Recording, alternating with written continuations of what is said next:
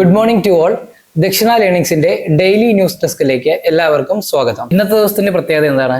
ഇന്നത്തെ ദിവസം നമ്മൾ എന്താണ് വേൾഡ് ഹെൽത്ത് ഡേ ആയിട്ടാണ് സെലിബ്രേറ്റ് ചെയ്യുന്നത്, അല്ലെങ്കിൽ നമ്മൾ നോക്കിക്കാണുന്നത്. ഇന്ന് ഏപ്രിൽ 7 ഓക്കെ. അപ്പം അതുമായിട്ട് ബന്ധപ്പെട്ട് നമ്മുടെ പബ്ലിക് ഹെൽത്തുമായിട്ടുള്ള വേൾഡ് ഇനീഷ്യേറ്റീവ്സ്, അതുപോലെ തന്നെ നമ്മുടെ ഇന്ത്യൻ ഗവൺമെന്റിന്റെ കീഴിലുള്ള അല്ലെങ്കിൽ നമ്മുടെ രാജ്യത്തിന്റെ ലെവലിലുള്ള ഇനീഷ്യേറ്റീവ്സ്, അങ്ങനെയുള്ള ഇനീഷ്യേറ്റീവ്സിനെ കുറിച്ചും അതുപോലെ തന്നെയുള്ള ഇന്ത്യയിലെ ഹെൽത്ത് കൺസേൺസിനെ കുറിച്ചുമാണ് നമ്മൾ ആദ്യമായിട്ട് ഡിസ്കസ് ചെയ്യാൻ പോകുന്നത്.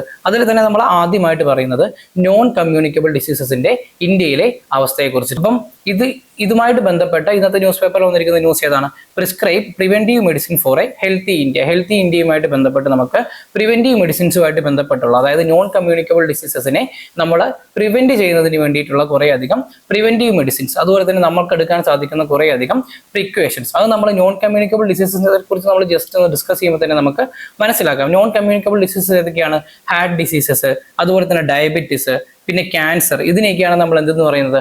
നമ്മൾ നോൺ കമ്മ്യൂണിക്കബിൾ ഡിസീസസ് ആയിട്ട് നമ്മൾ പറയുന്നത്. ഈ നോൺ കമ്മ്യൂണിക്കബിൾ ഡിസീസ് ഇന്ത്യയിലുള്ള ഏറ്റവും വലിയ ത്രെറ്റ് എന്താണെന്ന് പറയുന്നത്, നമ്മളിപ്പം ആക്ച്വലി എന്താണ് ഒരു 5 ട്രില്യൺ എക്കോണമിയിലേക്ക് നമ്മൾ ആ ഒരു എക്കണോമിക് ഗോളിലേക്ക് നമ്മൾ ട്രാവൽ ചെയ്തുകൊണ്ടിരിക്കുക. അപ്പം നമ്മൾ ഈ ഒരു 5 ട്രില്യൺ എക്കോണമിക് ഗോളിന് ഏറ്റവും വലിയൊരു ഭീഷണി എന്ന് പറയുന്നത് ഈ ഒരു നോൺ കമ്മ്യൂണിക്കബിൾ ഡിസീസസിന്റെ ഒരു ത്രെറ്റാണ്. ഇത് നമ്മൾ പറയുവാണെങ്കിൽ ഏകദേശം നമ്മുടെ GDP-യിലെ 5% to 10% ലോസ് ആണ് നമുക്ക് ഈ നോൺ കമ്മ്യൂണിക്കബിൾ ഡിസീസസ് കാരണം നമുക്ക് ഉണ്ടാവുന്നത്. ഓക്കെ, അപ്പം ഇതിന് നമ്മൾ ഏറ്റവും പ്രധാനമായിട്ടും പറയുന്നത് പ്രിവെൻഷൻ ആണ് ഒരു സ്ട്രാറ്റജി ആയിട്ട് നമുക്ക് പറയുന്നത്. അതായത് നമ്മളിപ്പം ഇപ്പം നമ്മൾ ഹാർട്ട് ഡിസീസസ് എടുത്ത് നോക്കുകയാണെങ്കിലും ഡയബറ്റീസ് ഒക്കെ എടുത്ത് നോക്കുകയാണെങ്കിലും നമ്മുടെ ലൈഫ് സ്റ്റൈൽ കാരണമാണ് നമുക്ക് ഏറ്റവും കൂടുതൽ ഈ ഒരു ഡിസീസസ് നമുക്ക് കോസ് ആവും. നമ്മൾ അഫക്റ്റഡ് ആവുന്നത് നമ്മുടെ ലൈഫ് സ്റ്റൈലും അതുപോലെ തന്നെ നമ്മുടെ ഡയറ്റും ഒക്കെ കാരണമാണ്. അപ്പം അങ്ങനെ നോക്കുമ്പോഴത്തേക്കും ഈ മോസ്റ്റ് NCDs, അതായത് ഏകദേശം എല്ലാ നോൺ കമ്മ്യൂണിക്കബിൾ ഡിസീസസും നമുക്ക് എന്ത് ചെയ്യാൻ പറ്റും? നമുക്ക് പ്രിവെന്റബിൾ ആണ് ത്രൂ ലൈഫ് സ്റ്റൈൽ ചേഞ്ചസ്. ഈ ലൈഫ് സ്റ്റൈൽ ചേഞ്ചസ് എന്തൊക്കെയാണ്? നമ്മുടെ ഡയറ്റിൽ, അതുപോലെ തന്നെ നമ്മുടെ എക്സസൈസിൽ, നമ്മുടെ പൊല്യൂഷൻ കൺട്രോളിൽ, ഇതിലൊക്കെ നമ്മൾ പ്രിവെന്റീവ് മെഷേഴ്സ് കൊണ്ടുവന്നിട്ടുണ്ടെങ്കിൽ, നമ്മൾ പ്രിക്വേഷൻസ് എടുക്കുകയാണെങ്കിൽ നമുക്ക് ഏകദേശം ഈ ഒരു നോൺ കമ്മ്യൂണിക്കബിൾ ഡിസീസസ് തന്നെ നമുക്ക് എന്ത് ചെയ്യാൻ പറ്റും? നമുക്ക് ഫേസ് ഔട്ട് ചെയ്യാൻ സാധിക്കും. ഒരു പരിധി വരെ നമുക്ക് സാധിക്കുന്നതായിരിക്കും. ഓക്കെ, അപ്പം അതുപോലെ തന്നെ ഈ ലൈഫ് സ്റ്റൈൽ ചേഞ്ചസിന്റെ കൂടെ തന്നെ നമ്മൾ വേറെ എന്തൊക്കെ കൊണ്ടുവരാൻ സാധിക്കും? Early screenings of these non communicable diseases നമുക്ക് കൊണ്ടുവരാൻ സാധിക്കും. ഇതിനെ നമ്മൾ നേരത്തെ തന്നെ കണ്ടുപിടിച്ചിട്ട് എന്ത് ചെയ്യാൻ സാധിക്കും? അതിന് വേണ്ടിയിട്ടുള്ള പ്രിവെന്റീവ് മെഷേഴ്സ് നമുക്ക് കൊണ്ടുവരാം. അതുപോലെ തന്നെ AI driven predictive health care. ഇപ്പൊ എല്ലാം എന്താണ്? AI ഡ്രിവൺ ആണ്. ആർട്ടിഫിഷ്യൽ ഇന്റലിജൻസിന്റെ ഹെൽപ്പോട് കൂടി നമ്മൾ പലതരത്തിലുള്ള സർജറി വരെ ഇപ്പം ചെയ്യുന്നുണ്ട്. ഓക്കെ, അപ്പം അതുപോലെ തന്നെ നമ്മൾ എന്താണ് ഈ AI-യുടെ യൂസിനെ നമ്മൾ എന്തിലേക്ക് കൊണ്ടുവരുന്നു? നമ്മൾ ഈ ഒരു നോൺ കമ്മ്യൂണിക്കബിൾ ഡിസീസസിന്റെ പ്രിവെൻഷനിലേക്ക് അല്ലെങ്കിൽ പ്രിക്വേഷൻ മെഷേഴ്സിലേക്ക് നമ്മൾ കൊണ്ടുവരുന്നു. ഓക്കെ, ഇനി നമ്മൾ എന്താണ് shifting to a preventive mind set. അതായത് ഒരു തണുപ്പൻ മട്ടിലുള്ള ലൈഫ് സ്റ്റൈലിനെ നമ്മൾ മാറ്റിയിട്ട് നമ്മൾ എന്ത് ചെയ്യുവാണ്? നമ്മുടെ ലൈഫ് സ്റ്റൈലിനെ നമ്മൾ ഒരു പ്രിവെന്റീവ് മൈൻഡ് സെറ്റിലേക്ക് അല്ലെങ്കിൽ ഒരു പ്രിവെന്റീവ് സ്റ്റൈൽ ഓഫ് ലൈഫ് സ്റ്റൈലിലേക്ക് നമ്മൾ കൊണ്ടുപോകുന്നതും എന്താണ്? ഈ ഒരു നോൺ കമ്മ്യൂണിക്കബിൾ ഡിസീസസിനെ കുറയ്ക്കുന്നതിന് വേണ്ടി അല്ലെങ്കിൽ അതിനെ നമുക്ക് പ്രിവെന്റ് ചെയ്യുന്നതിന് വേണ്ടിയിട്ട് നമ്മളെ ഹെൽപ്പ് ചെയ്യുന്നതായിരിക്കും. ഇനി അടുത്തതായിട്ട് നമുക്ക് നമ്മുടെ ലൈഫ് സ്റ്റൈലിലേക്ക് അല്ലെങ്കിൽ നമ്മുടെ ഈ ഒരു നോൺ കമ്മ്യൂണിക്കബിൾ ഡിസീസസിനെ പ്രിവെന്റ് ചെയ്യുന്നതിലേക്ക് നമുക്ക് കൊണ്ടുവരാൻ സാധിക്കുന്നത് എന്താണ്? ഒരു മൾട്ടി ലെവൽ ആയിട്ടുള്ള ആക്ഷൻ ആണ്. മൾട്ടി ലെവൽ ആക്ഷൻസ് എന്ന് പറഞ്ഞാൽ എന്താണ്? നമ്മൾ ഈ ഒരു പ്രിവെന്റീവ് മെഷേഴ്സിലേക്ക് നമ്മൾ ആരെയൊക്കെ കൊണ്ടുവരുന്നു? ഇൻഡിവിജ്വൽസിനെ കൊണ്ടുവരുന്നു, കോർപ്പറേറ്റ്സിനെ കൊണ്ടുവരുന്നു, അതുപോലെ തന്നെ ഹെൽത്ത് കെയർ പ്രൊവൈഡേഴ്സിനെ കൊണ്ടുവരുന്നു. അതുപോലെ തന്നെ എന്താണ്? Government must adopt A health first approach. ഇപ്പൊ നോർമലി ഗവൺമെന്റിന്റെ സ്കീംസ് ഒക്കെ എന്താണ്? ഹെൽത്ത് ഫസ്റ്റ് അപ്രോച്ച് ആണ്. ഇതിലേക്ക് നമ്മൾ ആരെയൊക്കെ കൂടി കൊണ്ടുവരുന്നു? ഇൻഡിവിജ്വൽസിനെയും അതുപോലെ തന്നെ കോർപ്പറേറ്റ്സിനെയും അതുപോലെ തന്നെ എന്താണ് ഹെൽത്ത് കെയർ പ്രൊവൈഡേഴ്സിനെയും നമ്മൾ ഈ ഒരു ഗവൺമെന്റിന്റെ ഒപ്പം കൊണ്ടുവന്ന് ഒരു മൾട്ടി ലെവൽ ആക്ഷനിലൂടെ നമുക്ക് എന്ത് സാധിക്കുകയുള്ളൂ? ഈ ഒരു നോൺ കമ്മ്യൂണിക്കബിൾ ഡിസീസസിന്റെ പ്രിവെൻഷൻ നമുക്ക് സാധിക്കുകയുള്ളൂ.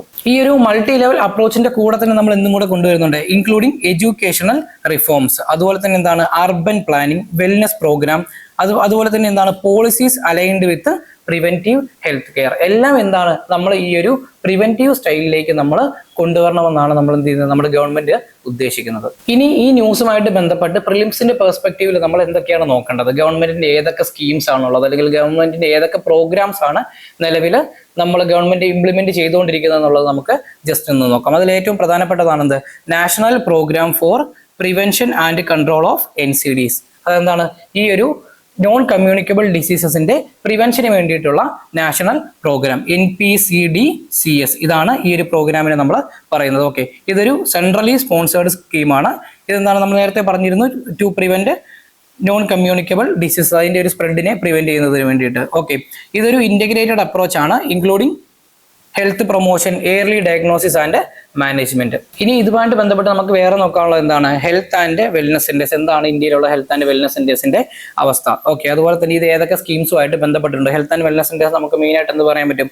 ആയുഷ്മാൻ ഭാരത് സ്കീമുമായിട്ട് ബന്ധപ്പെട്ടതാണ്. എന്തിനു വേണ്ടിയാണ്? Transforming existing sub centres and primary health centres. അതൊക്കെ എന്താണ്? കുറച്ചും കൂടി ഡെവലപ്ഡ് ആക്കുക. അതുപോലെ തന്നെ ഒരു ഏറ്റവും സോഫിസ്റ്റിക്കേറ്റഡ് ആയ ടെക്നോളജീസ് എന്തൊക്കെയാണ് അതൊക്കെ നമ്മുടെ ഹെൽത്ത് കെയറിലേക്ക് കൊണ്ടുവരിക. ഇതൊക്കെയാണ് നമ്മൾ ഈ ഒരു ഹെൽത്ത് ആൻഡ് വെൽനസ് കെയറിൽ ആയുഷ്മാൻ ഭാരത് ഒക്കെ വെച്ചിട്ട് നമ്മൾ ഉദ്ദേശിക്കുന്നത്. ഇനി ഏറ്റവും പ്രധാനപ്പെട്ട ഗവൺമെന്റ് ഇനിഷ്യേറ്റീവ്സ് നമ്മൾ പറഞ്ഞിരുന്നു. ആയുഷ്മാൻ ഭാരത് നമ്മൾ ഓൾറെഡി ഡിസ്കസ് ചെയ്തു. ഇനി എന്താണ്? Eat right India movement. ഇതെന്താണ്? To promote healthy dietary habits and food safety. നമ്മൾ നേരത്തെ പറഞ്ഞിരുന്നു നോൺ കമ്മ്യൂണിക്കബിൾ ഡിസീസസിനെ പ്രിവെന്റ് ചെയ്യുന്നതിന് വേണ്ടിയിട്ട് നമുക്ക് എന്താണ്? നമ്മൾ ലൈഫ് സ്റ്റൈലിൽ ചേഞ്ചസ് കൊണ്ടുവരണം. നമ്മുടെ ഡയറ്റിൽ നമ്മൾ കുറെ ചേഞ്ചസ് നമുക്ക് കൊണ്ടുവരേണ്ടതായിട്ടുണ്ട്. അങ്ങനെ ഒരു ഡയറ്റ് ചേഞ്ചസ് അല്ലെങ്കിൽ നമ്മൾ എന്താണ് നമ്മുടെ ഹെൽത്തി ഡയറ്ററി ഹാബിറ്റ്സിന് വേണ്ടിയിട്ടുള്ള ഗവൺമെന്റ് സ്കീമാണ് ഇത് eat right India movement. Okay, അതുപോലെ തന്നെ എന്താണ്? National mental health programme. അതായത് നമ്മളിപ്പം നോർമലി പറയുന്നത് എന്താണ്? നമ്മുടെ ഫിസിക്കൽ ഹെൽത്തിനോളം തന്നെ നമ്മൾ ഇമ്പോർട്ടൻറ്റ് നമ്മൾ എന്തിനു കൊടുക്കണം? നമ്മുടെ മെന്റൽ ഹെൽത്തിനും നമ്മൾ കൊടുക്കണം. എങ്കിലേ നമ്മുടെ ടോട്ടൽ ഹെൽത്ത് അല്ലെങ്കിൽ 100% ഹെൽത്ത് നമുക്ക് പറയാൻ സാധിക്കുകയുള്ളൂ. അപ്പം അതിനു വേണ്ടിയിട്ടുള്ള ഒരു government സ്കീമാണെന്ത്?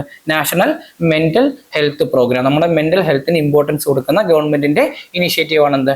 National mental health programme. ഇനി ഈ ന്യൂസുമായിട്ട് ബന്ധപ്പെട്ട് മെയിൻസിന്റെ പെർസ്പെക്റ്റീവ് നമുക്ക് നോക്കാനുള്ള ഏതൊക്കെയാണ് ടോപ്പിക്സ്? ഒന്നെന്താണ്? GS2 ഹെൽത്തുമായിട്ട് ബന്ധപ്പെട്ടാണ് ഈ ടോപ്പിക്ക് നിൽക്കുന്നത്. പബ്ലിക് ഹെൽത്ത് പോളിസി, അതുപോലെ തന്നെ health infrastructure, AI in health care, അതുപോലെ തന്നെ role of government in preventing എന്താണ് കമ്മ്യൂണിക്കബിൾ ഡിസീസസ് അല്ലെങ്കിൽ നോൺ കമ്മ്യൂണിക്കബിൾ ഡിസീസസ്, അതുപോലെ തന്നെ ഗവൺമെന്റിന്റെ ഈ ഒരു ഹെൽത്ത് കെയറിലെ ഇനീഷ്യേറ്റീവ്സ്. ഇതൊക്കെയാണ് നമുക്ക് GS2 ഹെൽത്ത് പേപ്പറുമായിട്ട് നമുക്ക് ബന്ധപ്പെട്ട് നോക്കാനുള്ളത്. അതുപോലെ തന്നെ എന്താണ്? GS3 എക്കോണമിയുമായിട്ട് ബന്ധപ്പെട്ട് നമ്മൾ നോക്കുകയാണെങ്കിൽ എന്താണ്? Economic impact of disease burden on GDP and workforce. അതുപോലെ തന്നെ SI പേപ്പറുമായിട്ട് ബന്ധപ്പെട്ട് topics on health, economy and development. എത്തിക്സുമായിട്ട് ബന്ധപ്പെട്ട് നോക്കുകയാണെങ്കിൽ പ്രിവെന്റീവ് മൈൻഡ് സെറ്റ് എന്താണ്? അതുപോലെ തന്നെ responsibility of corporates, doctors and government എന്തിനു വേണ്ടിയിട്ടാണ്? For various health initiatives. ഇതാണ് നമുക്ക് മെയിൻസിന്റെ പെർസ്പെക്റ്റീവിൽ നമുക്ക് നോക്കാനുള്ളത്. ഓക്കെ, ഇനി അടുത്ത ന്യൂസ് ആണ് എന്ത്? Health and sanitation as pillars of healthy India. ഇതുമായിട്ട് ബന്ധപ്പെട്ട് സാനിറ്റേഷൻ ആൻഡ് ഹെൽത്ത് ലിങ്കേജസ്. സാനിറ്റേഷനും ഹെൽത്ത് ലിങ്കേജസുമായിട്ട് ബന്ധപ്പെട്ട് നോക്കുകയാണെങ്കിൽ ഇന്ത്യയിലുള്ള ഏറ്റവും പ്രധാനപ്പെട്ട 2 സ്കീംസ് ആണ് ഇത്. ഒന്ന് സ്വച്ഛ് ഭാരത് മിഷൻ, പിന്നൊന്നാണ് എന്ത്? ജലജീവൻ മിഷൻ. ഓക്കെ, ഇനി ഇതുമായിട്ട് ബന്ധപ്പെട്ട് നോക്കുമ്പോഴത്തേക്ക് ഇതിലേക്ക് നമ്മൾ ഈ ഒരു പ്രോഗ്രാംസ് മൂലം ഒരു വുമൺ എംപവർമെന്റും അതുപോലെ തന്നെ ബിഹേവിയർ ചേഞ്ചും നമ്മൾ കൊണ്ടുവന്നിട്ടുണ്ട്. ഇതിലെങ്ങനെയാണ്? ഈ 2 മിഷൻസിലൂടെയും നമ്മൾ ഏകദേശം 2.48 മില്യൺ വിമണിന് നമ്മൾ എന്ത് ചെയ്തിട്ടുണ്ട്? നമ്മൾ ജോബ് ഓപ്പർച്യൂണിറ്റീസ് കൊടുത്തിട്ടുണ്ട്. എങ്ങനെയാണ്? As water testers and sanitation entrepreneurs. ഇങ്ങനെ നമ്മൾ എന്ത് ചെയ്തിട്ടുണ്ട്? 2.48 മില്യൺ വിമണിന് നമ്മൾ ഏകദേശം 2.48 മില്യൺ വിമണിന് നമ്മൾ എന്ത് ചെയ്തിട്ടുണ്ട്? നമ്മൾ ജോബ് ഓപ്പർച്യൂണിറ്റീസ് ഗവൺമെന്റ് ഈ 2 പ്രോഗ്രാംസിലൂടെ പ്രൊവൈഡ് ചെയ്തിട്ടുണ്ട്. ഓക്കെ, അതിന്റെ കൂടെ തന്നെ എന്ത് ചെയ്തിട്ടുണ്ട്? നമ്മൾ ബൂസ്റ്റിംഗ് ഹെൽത്ത് ബൂസ്റ്റ് ചെയ്തിട്ടുണ്ട്. അതുപോലെ തന്നെ എന്താണ്? ഡിഗ്നിറ്റി ഓഫ് വിമൺ നമ്മൾ ബൂസ്റ്റ് ചെയ്തിട്ടുണ്ട്. അതുപോലെ തന്നെ എക്കണോമിക് പാർട്ടിസിപ്പേഷൻ, ഒരു ടോട്ടൽ ആയിട്ടുള്ള ഒരു എക്കണോമിക് പാർട്ടിസിപ്പേഷനും നമ്മൾ എന്ത് ചെയ്തിട്ടുണ്ട്? ഈ 2 സ്കീംസിലൂടെ നമ്മൾ കൊണ്ടുവന്നിട്ടുണ്ട്. ഓക്കെ, ഇനി അടുത്ത എന്താണ്?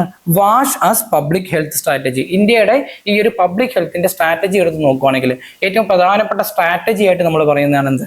വാഷ്. വാഷിന്റെ ഫുൾ ഫോം എന്താണ്? Water, sanitation and hygiene. അതാണ് വാഷ് മോഡൽ എന്ന് നമ്മൾ പറയുന്നത്. ഇനി ഈ ന്യൂസുമായിട്ട് ബന്ധപ്പെട്ട് പ്രിലിംസിന്റെ പെർസ്പെക്റ്റീവിൽ നമുക്ക് നോക്കാനുള്ളത് പ്രധാനമായിട്ടും 2 പ്രോഗ്രാംസ്, 2 ഇനിഷ്യേറ്റീവ്സ് ആണ് ഗവൺമെന്റിന്റെ. ഒന്നെന്താണ്? നമ്മുടെ സ്വച്ഛ് ഭാരത് മിഷൻ, അതുപോലെ തന്നെ രണ്ടാമത്തത് ജൽ ജീവൻ മിഷൻ. ഇനി പ്രിലിംസിന്റെ പെർസ്പെക്റ്റീവിൽ നമുക്ക് നോക്കാനുള്ള മറ്റൊരു പ്രോഗ്രാമാണ് ഇത് ഗോബർധൻ, അതായത് galvanising organic bio agro resources Dhan. ഇതാണ് ഗോബർധൻ പ്രോഗ്രാം എന്ന് പറയുന്നത്. ഈ ഒരു ഗോബർധൻ പ്രോഗ്രാം, അതുപോലെ തന്നെ ജൽ ജീവൻ മിഷൻ, സ്വച്ഛ് ഭാരത് മിഷൻ, ഇത് 3 നമുക്ക് പ്രിലിംസിന്റെ പെർസ്പെക്റ്റീവിൽ ഈ ഒരു ന്യൂസുമായിട്ട് ബന്ധപ്പെട്ട് നമുക്ക് നോക്കാനുള്ളത്. പിന്നെ വാഷിനെ കുറിച്ച് നമ്മൾ ഓൾറെഡി ഡിസ്കസ് ചെയ്തിട്ടുണ്ട്. ഇനി മെയിൻസിന്റെ പെർസ്പെക്റ്റീവിൽ നമ്മൾ നോക്കുവാണെങ്കിൽ മെയിൻസിന്റെ പെർസ്പെക്റ്റീവിൽ നമുക്ക് നേരത്തെ പറയുന്നത് GS2 ആ ഒരു റോൾ ഓഫ് സാനിറ്റേഷൻ അതൊക്കെ തന്നെയാണ്. GS3 environment and economy, solid and liquid waste management, environment sustainability, അതുപോലെ തന്നെ റൂറൽ ഡെവലപ്മെന്റ്. പിന്നെ SI പേപ്പറുമായിട്ട് ബന്ധപ്പെട്ട് themes on public health, inclusive growth, grass root governance. പിന്നെ GS1 സൊസൈറ്റിയുമായിട്ട് ബന്ധപ്പെട്ട് നോക്കുവാണെങ്കിൽ role of women in rural transformation and government. നമ്മൾ പറഞ്ഞിരുന്നു സ്വച്ഛ് ഭാരത് മിഷനുമായിട്ട് ബന്ധപ്പെട്ട്, ജൽജീവൻ മിഷനുമായിട്ട് ബന്ധപ്പെട്ട് ഏകദേശം 2.48 മില്യൺ വിമണിന് നമ്മൾ എന്ത് ചെയ്തിട്ടുണ്ട്? ജോബ് ഓപ്പർച്യൂണിറ്റീസ് നമ്മൾ കൊടുത്തിട്ടുണ്ട്. അതുകൊണ്ട് തന്നെ എന്താണ്? GS1 സൊസൈറ്റിയുമായിട്ട് ബന്ധപ്പെട്ട് role of woman in rural transformation and development, ഈ ഒരു ഇനിഷ്യേറ്റീവ് അല്ലെങ്കിൽ ഈ ഒരു പേപ്പറിനും കൂടെ നമ്മൾ എന്ത് ചെയ്യണം? ഈ ഒരു ന്യൂസുമായിട്ട് ബന്ധപ്പെട്ട് നമ്മളൊരു പുഷ് കൊടുക്കണം. അടുത്തൊരു ന്യൂസ് നോക്കുവാണെങ്കിൽ ബ്രിഡ്ജിംഗ് ഗ്യാപ്സ് ബിൽഡിംഗ് റെസിലിയൻസ്. ഇതെന്തുമായിട്ട് ബന്ധപ്പെട്ട് നോക്കുവാണെങ്കിൽ നമ്മുടെ ടോട്ടലി നമ്മുടെ ഈ ഒരു ഹെൽത്ത് കെയറുമായിട്ട് ബന്ധപ്പെട്ട അല്ലെങ്കിൽ ഇന്ത്യയിലുള്ള ഹെൽത്ത് കെയറിന്റെ സിറ്റുവേഷനുമായിട്ട് ബന്ധപ്പെട്ടതാണ്. നമ്മുടെ ഹെൽത്ത് കെയർ എടുത്ത് നോക്കുകയാണെങ്കിൽ പല മേഖലകളിൽ എന്തുണ്ട്, പലതരത്തിലുള്ള കുറവുകളുണ്ട്. പല മേഖലകളിൽ നമുക്ക് അങ്ങോട്ടും ഇങ്ങോട്ടും എന്ത് ചെയ്യാൻ സാധിച്ചിട്ടില്ല, മര്യാദകൾ അല്ലെങ്കിൽ നല്ല രീതിയിൽ നമുക്ക് അതിനെ ഒന്ന് ബ്രിഡ്ജ് ചെയ്യാൻ ഇതുവരെ സാധിച്ചിട്ടില്ല. പല പ്രോബ്ലംസും അതുകൊണ്ട് തന്നെ നമുക്ക് സോൾവ് ചെയ്യുന്നതിൽ വളരെയധികം ബുദ്ധിമുട്ടുണ്ട്. ഓക്കെ, അപ്പം ഇന്നത്തെ അതായത് നമ്മുടെ ഈ വർഷത്തെ വേൾഡ് ഹെൽത്ത് ഡേ എടുത്ത് നോക്കുകയാണെങ്കിൽ നമ്മുടെ തീം എന്ന് പറയുന്നത് എന്താണ്, maternal and new born health focus. അതാണ് 2025 തീമായിട്ട് പറയുന്നത്. ഓക്കെ, ഇനി ഈ വേൾഡ് ഹെൽത്ത് ഡേയിലെ പെർസ്പെക്റ്റീവിൽ നമ്മൾ നോക്കുവാണെങ്കിൽ India highlights it strides in universal health coverage but faces rural infrastructure gaps. നമ്മുടെ റൂറൽ ഇൻഫ്രാസ്ട്രക്ചർ എടുത്ത് നോക്കുവാണെങ്കിൽ, ഹെൽത്ത് കെയറിലെ റൂറൽ ഇൻഫ്രാസ്ട്രക്ചർ എടുത്ത് നോക്കുവാണെങ്കിൽ അതിൽ വളരെയധികം കുറവുകളുള്ളതായിട്ട് നമുക്ക് കാണാൻ സാധിക്കും. അതുപോലെ തന്നെ എന്താണ്, സ്റ്റാഫ് ഷോർട്ടേജസ്, അതുപോലെ തന്നെ റൈസിങ് നോൺ കമ്മ്യൂണിക്കബിൾ ഡിസീസസ്. ഇതൊക്കെയാണ് ഏറ്റവും പ്രധാനപ്പെട്ട പ്രശ്നങ്ങൾ, ഹെൽത്ത് കെയറിലെ ഏറ്റവും പ്രധാനപ്പെട്ട കുറവുകളായിട്ട് നമുക്ക് പറയാൻ സാധിക്കുന്നത്. ഇനി health care challenges and socio economic ലിങ്ക്സിനെ കുറിച്ച് നമുക്ക് നോക്കുകയാണെങ്കിൽ ഇന്ത്യയുടെ കാര്യം എടുത്ത് നോക്കുകയാണെങ്കിൽ ഇന്ത്യ എന്താണ്, India is battling a dual disease burden. അതായത് ഡ്യുവൽ ഡിസീസ് ബേർഡൻ നമ്മൾ പറയുന്നത് എന്തിനൊക്കെയാണ്, ഇൻഫെക്ഷസ് ഡിസീസസ് ആൻഡ് NCDs, അതായത് നോൺ കമ്മ്യൂണിക്കബിൾ ഡിസീസസ്, അതുപോലെ തന്നെ കമ്മ്യൂണിക്കബിൾ ഡിസീസ് അല്ലെങ്കിൽ ഇൻഫെക്ഷസ് ഡിസീസസ്. ഇതിന്റെ ഒരു ഡ്യുവൽ ബാറ്റിലാണ് ഇന്ത്യ ഫൈറ്റ് ചെയ്തുകൊണ്ടിരിക്കുന്നത്. ഇനി ഇന്ത്യയിലെ ഏറ്റവും പ്രധാനപ്പെട്ട പ്രോഗ്രാംസ് ആയിട്ടുള്ള ആയുഷ്മാൻ ഭാരതും അതുപോലെ തന്നെ ആയുഷ്മാൻ ഭാരത് ഡിജിറ്റൽ മിഷൻ, അതുപോലെ തന്നെ എന്താണ് സഞ്ജീവനി, ഈ പ്രോഗ്രാംസ് ഒക്കെ എടുത്ത് നോക്കുവാണെങ്കിൽ ഡിജിറ്റലി ഇതൊക്കെ എന്താണ് കുഴപ്പമില്ല, ഏകദേശം അത്യാവശ്യം നല്ല രീതിക്ക് റൺ ചെയ്യുന്ന പ്രോഗ്രാംസ് ഒക്കെയാണ്. പക്ഷെ ഇതിൽ ഏറ്റവും പ്രധാനപ്പെട്ട പ്രശ്നം എന്ന് പറഞ്ഞിട്ടുണ്ടെങ്കിൽ ഡിജിറ്റൽ ഡിവൈഡ് ആണ്. അതായത് നമ്മുടെ ജനറേഷൻ ഗ്യാപ്സിനനുസരിച്ച് എന്തുണ്ട്, ഒരു ഡിജിറ്റൽ ഡിവൈഡ് ഇന്ത്യയിലുണ്ട്. ഈ ഒരു ഡിജിറ്റൽ ഡിവൈഡ് എന്താണ്, ഈ ഒരു പ്രോഗ്രാംസിന്റെ ശരിയായ രീതിയിലുള്ള ഇംപ്ലിമെന്റേഷന് ഒരു തടസ്സമാണ്. ഓക്കെ, അതുപോലെ തന്നെ എന്താണ്, പ്രൈവസി കൺസേൺസും ഒരു ത്രെറ്റ് ആയിട്ട് നിൽക്കുന്നുണ്ട്.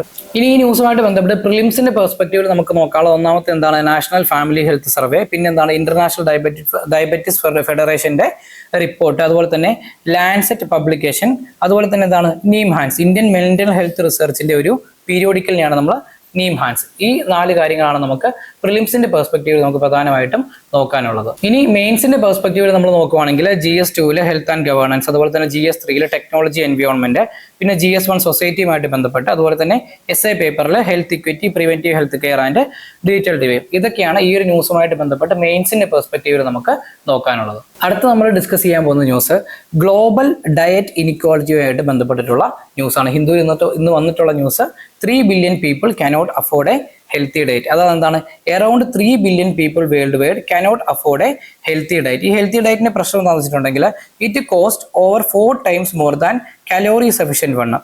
അങ്ങനെ നമ്മൾ കലോറി സഫിഷ്യന്റ് ഡയറ്റിന്റെ കാര്യം അല്ലെങ്കിൽ കലോറി സഫിഷ്യന്റ് ആയിട്ടുള്ള ന്യൂട്രീഷന്റെ അല്ലെങ്കിൽ ഡയറ്റിന്റെ കാര്യം നമ്മൾ നോക്കുവാണെങ്കിൽ അതിലും എന്താണ് 1.1 ബില്യൺ പീപ്പിൾ, അതായത് 14% ഓഫ് ദ ഗ്ലോബൽ പോപ്പുലേഷൻ എന്താണ് അൺഅഫോർഡബിൾ ഓഫ് ഈ ഒരു ഹെൽത്തി ഡയറ്റ്, അതായത് കലോറി സഫിഷ്യന്റ് ആയിട്ടുള്ള ഹെൽത്തി ഡയറ്റ് ആർക്ക് കിട്ടുന്നില്ല, 1.1 ബില്യൺ പീപ്പിളിന് കിട്ടുന്നില്ല. ഇനി അടുത്ത UPSC ചോദിക്കാൻ സാധ്യതയുള്ള ഒരു കൺസെപ്റ്റ് ആണ് എന്ത്, ഹിഡൻ ഹങ്കർ. ഹിഡൻ ഹങ്കർ എന്ന് പറഞ്ഞിട്ടുണ്ടെങ്കിൽ എന്താണ്, മൈക്രോ ന്യൂട്രിയന്റിന്റെ ഡെഫിഷ്യൻസീസ്. നമ്മുടെ ശരീരത്തിന് എന്താണ് പലതരത്തിലുള്ള മൈക്രോ ന്യൂട്രിയൻസ് ആവശ്യമുണ്ട്.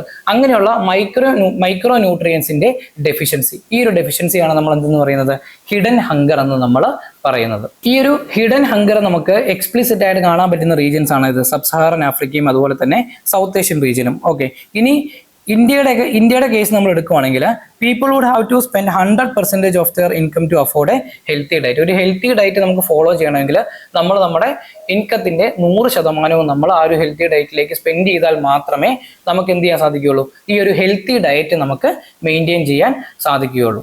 നമ്മളിപ്പോൾ പറഞ്ഞിരുന്നു ഇന്ത്യയുടെ കേസ് എടുത്ത് നോക്കുകയാണെങ്കിൽ ഒരു ഹെൽത്തി ഡയറ്റ് ഫോളോ ചെയ്യണമെങ്കിൽ നമ്മൾ എന്ത് ചെയ്യണം, നമ്മുടെ ഇൻകത്തിന്റെ 100% നമ്മൾ സ്പെൻഡ് ചെയ്യേണ്ടി വരും. പക്ഷേ വെൽത്തി നേഷൻസിന്റെ കാര്യം എടുത്ത് നോക്കുകയാണെങ്കിൽ, ഫോർ എക്സാമ്പിൾ ഇപ്പോൾ ഫ്രാൻസ്, ഡെൻമാർക്ക് ഒക്കെ എടുത്ത് നോക്കുകയാണെങ്കിൽ അവർക്ക് അവരുടെ ഇൻകത്തിന്റെ 5 to 6% സ്പെൻഡ് ചെയ്തിട്ടുണ്ടെങ്കിൽ അവർക്ക് എന്ത് ചെയ്യാൻ സാധിക്കും, ഒരു ഹെൽത്തി ഡയറ്റ് മെയിൻറ്റെയിൻ ചെയ്യാൻ സാധിക്കും. ഇനി പ്രിലിംസിന്റെ പെർസ്പെക്റ്റീവിൽ നോക്കുകയാണെങ്കിൽ നമുക്ക് ഏറ്റവും പ്രധാനമായിട്ടും പഠിക്കാനുള്ളത് FAOന്റെ state of food security and nutrition in the world report, അതുപോലെ തന്നെ എന്താണ് കലോറി സഫിഷ്യന്റ് ഡയറ്റും അതുപോലെ തന്നെ ഹെൽത്തി ഡയറ്റും തമ്മിലുള്ള ഡിഫറൻസ്, പിന്നെ ഹിഡൻ ഹങ്കർ എന്താണ് നമ്മൾ നേരത്തെ പറഞ്ഞിരുന്നു, മൈക്രോ ന്യൂട്രിയന്റിന്റെ ഡെഫിഷ്യൻസി, മൈക്രോ ന്യൂട്രിയൻസിന്റെ ഡെഫിഷ്യൻസിയാണ് നമ്മൾ എന്ന് പറയുന്നത് ഹിഡൻ ഹങ്കർ എന്ന് നമ്മൾ പറയുന്നത്.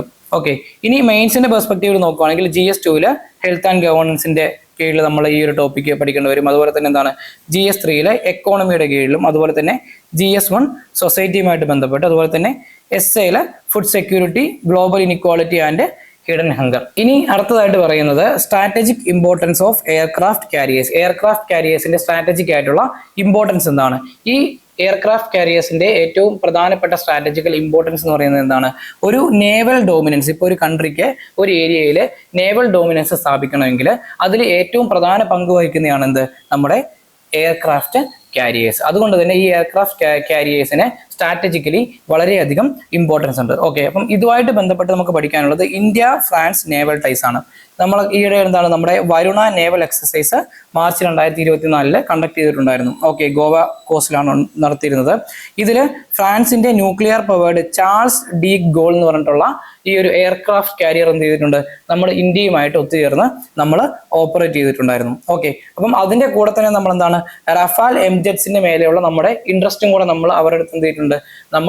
നമ്മളൊന്ന് ഡിനോട്ട് ചെയ്തിട്ടുണ്ട്. ഓക്കെ, അതുകൊണ്ട് ഈ ഒരു റഫാൽ എംജെറ്റ്സ് എന്താണ് India plans to acquire soon. നമ്മൾ ഇന്ത്യയിലേക്ക് എത്രയും പെട്ടെന്ന് എന്താണ് ഈ ഒരു റഫാൽ എംജെറ്റ്സും കൂടെ നമ്മൾ കൊണ്ടുവരാനായിട്ട് ട്രൈ ചെയ്യുന്നുണ്ട്. ഇനി ഇന്ത്യയുടെ പെർസ്പെക്റ്റീവിൽ നമ്മൾ നോക്കുവാണെങ്കിൽ നമുക്ക് ഏറ്റവും വലിയ ത്രെറ്റ് എന്ന് പറയുന്നത് എന്താണ്? ചൈനയാണ് ഇപ്പൊ എന്താണ് ലോകത്തിലെ ഏറ്റവും ലാർജസ്റ്റ് ആയിട്ടുള്ള നേവൽ പവർ എന്ന് നമ്മൾ പറയുന്നത്. അവർക്ക് എന്താണ് 3 എയർക്രാഫ്റ്റ് കാരിയേഴ്സ് ഉണ്ട്, ലിയോനിങ്, ഷാൻഡോങ് ആൻഡ് ഫ്യൂജിയാൻ. ഈ 3 എയർക്രാഫ്റ്റ് കാരിയേഴ്സ് ചൈനയുടെ കയ്യിൽ ഓൾറെഡി ഉണ്ട്. ചൈന ഇനി എന്താണ് അടുത്ത 4ാമത്തെ ഒരു എയർക്രാഫ്റ്റ് കാരിയറും കൂടെ എന്താണ് ഡെവലപ്പ് ചെയ്തുകൊണ്ടിരിക്കുകയാണ്. അപ്പം ഈ എയർക്രാഫ്റ്റ് കാരിയറിന്റെ ഡെവലപ്മെന്റ് എന്താണ് ചൈനയെ ലോകത്തിലെ ഏറ്റവും വലിയ നേവൽ പവർ ആക്കി മാറ്റും എന്നുള്ളത് ഇന്ത്യയുടെ ഒരു പ്രധാനപ്പെട്ട കൺസേൺ ആണ്. ഇനി ഇതുമായിട്ട് ബന്ധപ്പെട്ട് നമുക്ക് പഠിക്കാനുള്ള പ്രിലിംസിന്റെ പെർസ്പെക്റ്റീവ് നമുക്ക് നോക്കാനുള്ളത് ഏറ്റവും പ്രധാനപ്പെട്ട land, air and naval exercises. ഇന്ത്യയുമായിട്ട് ബന്ധപ്പെട്ട് അല്ലെങ്കിൽ ഇന്ത്യയും മറ്റ് രാജ്യങ്ങളുമായിട്ട് റിലേറ്റഡ് ആയിട്ടുള്ള land, naval and air exercises. ഈ എക്സസൈസിന്റെ ഒക്കെ നമുക്ക് കുറച്ച് എക്സാമ്പിൾസ് ആയിട്ട് നമുക്ക് പറയുവാണെങ്കിൽ എന്താണ് മലബാർ, അതുപോലെ തന്നെ യുദ്ധഭ്യാസ്, ശക്തി, വരുണ, ഇന്ദ്ര, മിലൻ, സൂര്യകിരൺ. ഇതൊക്കെ ഇന്ത്യയും ബാക്കി കൺട്രീസുമായിട്ടുള്ള പലതരത്തിലുള്ള ബൈലാറ്ററൽ ആയിട്ടുള്ള അല്ലെങ്കിൽ ട്രൈലാറ്ററൽ ഒക്കെ ആയിട്ടുള്ള മിലിറ്ററി അല്ലെങ്കിൽ നേവൽ അല്ലെങ്കിൽ ലാൻഡ് എക്സസൈസസ് ആണ്. ഇനി ഇന്ത്യൻ പെർസ്പെക്റ്റീവിൽ നമുക്കുള്ള എയർക്രാഫ്റ്റ് കാരിയേഴ്സ് ഏതൊക്കെയാണ്? ഏറ്റവും പ്രധാനപ്പെട്ടതാണ് എന്ത്? INS വിക്രമാദിത്യ. അതുപോലെ തന്നെ നമ്മുടെ ഇൻഡിജിനസ് ആയിട്ട് നമ്മൾ സ്വയമായിട്ട് ഡെവലപ്പ് ചെയ്തിട്ടുള്ള ഒരു എയർക്രാഫ്റ്റ് കാരിയർ ആണ് ഇത് INS വിക്രാന്ത്. ഇനി മെയിൻസിന്റെ പെർസ്പെക്റ്റീവില് GS2 ഇന്റർനാഷണൽ റിലേഷൻസ്, അതുപോലെ തന്നെ GS3 സെക്യൂരിറ്റി, അതുപോലെ തന്നെ SA കോട്ട്വർത്തി എന്താണ്? Aircraft carriers are the key to winning battles at sea. Captain George Florentine. ഇതിനെ എന്താണ് ഡിസ്ക്രൈബ് ചെയ്യുക അല്ലെങ്കിൽ ഇതിനെ അനലൈസ് ചെയ്യുക എന്നൊക്കെ പറഞ്ഞിട്ടായിരിക്കും നോർമലി ക്വസ്റ്റ്യൻസ് വരിക.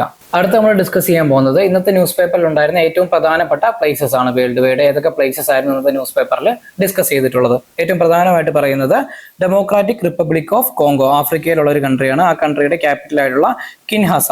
ഈ കിൻഹാസയിൽ എന്താണ് ഒരു ടൊറൻഷ്യൽ റെയിൻഫാൾ ഉണ്ടായിട്ടുണ്ട്. ആ ടൊറൻഷ്യൽ റെയിൻഫാളിൽ ഏകദേശം 30 ആൾക്കാർ മരണപ്പെട്ടു. ഇനി അതുമായിട്ട് ബന്ധപ്പെട്ട് നമുക്ക് പഠിക്കാനുള്ളത് എന്താണ്? ഡെമോക്രാറ്റിക് റിപ്പബ്ലിക് ഓഫ് കോങ്കോന്റെ ഇമ്പോർട്ടൻസ് എന്താണ്? അതുപോലെ തന്നെ കോങ്കോയുടെ ലൊക്കേഷൻ എവിടെയാണ്? ഓക്കെ, ആഫ്രിക്കയിലുള്ള കൺട്രിയാണ്. ആഫ്രിക്കയുടെ ഏകദേശം സെൻട്രൽ പാർട്ടായിട്ടാണ് നമുക്ക് ഈ ഡെമോക്രാറ്റിക് റിപ്പബ്ലിക് ഓഫ് കോങ്കോ അല്ലെങ്കിൽ DRC നമുക്ക് കാണാൻ സാധിക്കുന്നത്. ഈ DRCയുമായിട്ട് ബന്ധപ്പെട്ട് എന്താണ് കോങ്കോ റിവർ അല്ലെങ്കിൽ സൈർ റിവർ വളരെയധികം ഇമ്പോർട്ടൻ്റ് ആണ്. ഇനി പ്രിലിംസിന്റെ ഒരു പെർസ്പെക്റ്റീവിൽ നമ്മൾ നോക്കുവാണെങ്കിൽ ടൊറൻഷ്യൽ റെയിൻഫോൾ എന്താണ്? എന്തിനാണ് നമ്മൾ ടൊറൻഷ്യൽ റെയിൻഫോൾ എന്ന് പറയുന്നത്? Okay, extremely heavy rainfall with a short period often leading to flash flood. ഒരു ഭയങ്കര ഹെവി റെയിൻഫോൾ ആയിരിക്കും, ഒരു ചെറിയൊരു സമയം കൊണ്ട് വളരെ വലിയൊരു മഴ ഉണ്ടാകുന്നു. അത് കാരണം എന്താണ് ഫ്ലാഷ് ഫ്ലഡുകൾ ഉണ്ടാകുന്നു, പലതരത്തിലുള്ള നാശനഷ്ടങ്ങളും സംഭവിക്കുന്നു. ഇതിനെയാണ് നമ്മൾ എന്ന് പറയുന്നത് ടൊറൻഷ്യൽ റെയിൻഫാൾ എന്ന് നമ്മൾ പറയുന്നത്. ഈ ടൊറൻഷ്യൽ റെയിൻഫാളിന്റെ ഏറ്റവും പ്രധാനപ്പെട്ട കാരണങ്ങൾ എന്തുകൊണ്ടാണ് ടൊറൻഷ്യൽ റെയിൻഫാൾ ഉണ്ടാകുന്നത്? ജോഗ്രഫിക്കലി നമ്മൾ നോക്കുകയാണെങ്കിൽ അറ്റ്മോസ്ഫിയറിക് ഇൻസ്റ്റബിലിറ്റി മൂലം, അതുപോലെ തന്നെ കൺവെക്ഷൻ കാരണം, മൺസൂൺ സിസ്റ്റം മൂലം, അതുപോലെ തന്നെ സൈക്ലോണിക് ആക്ടിവിറ്റി കാരണം, അതുപോലെ തന്നെ ഓറോഗ്രഫിക് ലിഫ്റ്റ്. ഇത്രയും കാരണങ്ങൾ കൊണ്ട് ടൊറൻഷ്യൽ റെയിൻഫോൾ ഉണ്ടാവാനുള്ള സാധ്യത വളരെയധികം കൂടുതലാണ്. ഓക്കെ, ഇനി ഈ എവിടെയാണ് ഇങ്ങനെയുള്ള ടൊറൻഷ്യൽ റെയിൻഫാൾ ഒക്കർ ചെയ്യുന്നത്? എവിടെയാണ് ടൊറൻഷ്യൽ റെയിൻഫാൾ നമുക്ക് കൂടുതലായിട്ട് നമുക്ക് കാണാൻ സാധിക്കുന്നത്?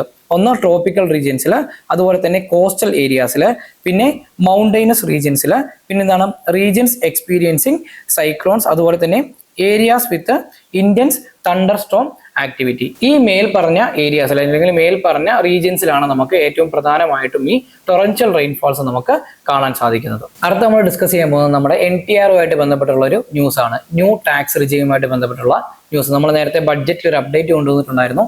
12 ലക്ഷം വരെ ഇൻകം ഉള്ളവർക്ക് ടാക്സ് ഇല്ല എന്നുള്ളത്.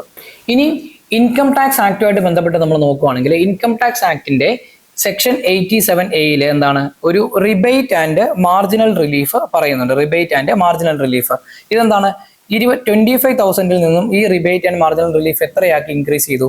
60,000 ആക്കിയിട്ട് ഇൻക്രീസ് ചെയ്തു. ഓക്കെ, അപ്പം ഇതിൽ ഇൻക്രീസിന് നമ്മൾ എലിജിബിൾ ആകണമെങ്കിൽ നമ്മുടെ ടാക്സബിൾ ഇൻകം എത്രയായിരിക്കണം?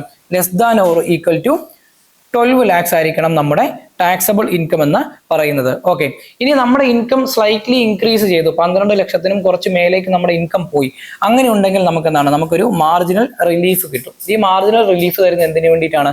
നമ്മളെ ഒരു ടാക്സ് ഷോക്കിൽ നിന്ന് നമ്മളെ അവോയ്ഡ് ചെയ്യുക അല്ലെങ്കിൽ നമ്മളെ ഒഴിവാക്കുന്നതിന് വേണ്ടിയിട്ടാണ്. ഓക്കെ, ഇനി ബിയോണ്ട് 12.75 lakhs, അത് 12.25 ലക്ഷത്തിന് മേലെ നമ്മുടെ ഇൻകം പോയിട്ടുണ്ടെങ്കിൽ നമുക്ക് ഈ റിബേറ്റും മാർജിനൽ റിലീഫും ആപ്ലിക്കബിൾ അല്ല.